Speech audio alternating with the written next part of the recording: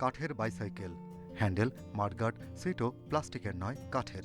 তৈরি হচ্ছে বাগেরহাটের বেসিক শিল্পনগরীতে। ন্যাচারাল ফাইবার কারখানা তৈরি করছে ফ্রেম, চাকা, আবার হ্যান্ডেলও। এর মধ্যে আছে শিশুদের শারীরিক মানসিক ভারসাম্য ঠিক রাখতে তৈরি চিলড্রেন ব্যালেন্স বাইকও। চাকা থেকে শুরু করে পুরোটাই কাঠের।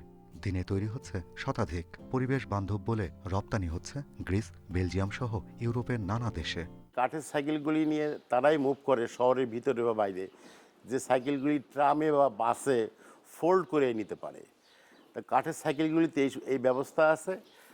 আর আমার সবচেয়ে বড় সুবিধা হচ্ছে আমার ক্রেতা তারা পরিবেশ বান্ধব পণ্য চায়। শুধু বাইসাইকেল নয়, এখানে তৈরি হচ্ছে নারকেলের ছোবড়ায় নানা বাহারি আসবাব, আছে পোষা প্রাণীর খেলনা, পাখির বাসাসহ নিত্য প্রয়োজনীয় আকর্ষণীয় সব পণ্য। আশেপাশের যারা থাকে, যারা বাইরে কাজ করবে না, মিল কারখানায় কাজ করে না, রাস্তাঘাটে কাজ করে না, গৃহবধূ অথবা ছাত্রী, এখানে সব মহিলা কাজ করে।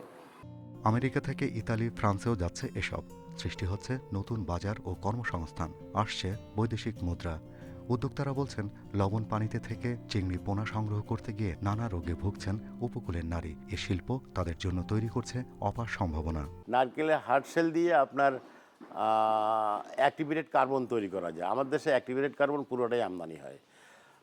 নারকেলের পানি যেটা আমরা ফেলে দেই, খাই না, ম্যাচিউরড নারকেলের পানি, এটা দিয়ে ভিনেগার তৈরি করা যায়। লবণ পানি ওঠাটা যদি বন্ধ করে দেওয়া যায় কোনোভাবে, তাহলে আবার পূর্বে অবস্থা ফিরে আসবে।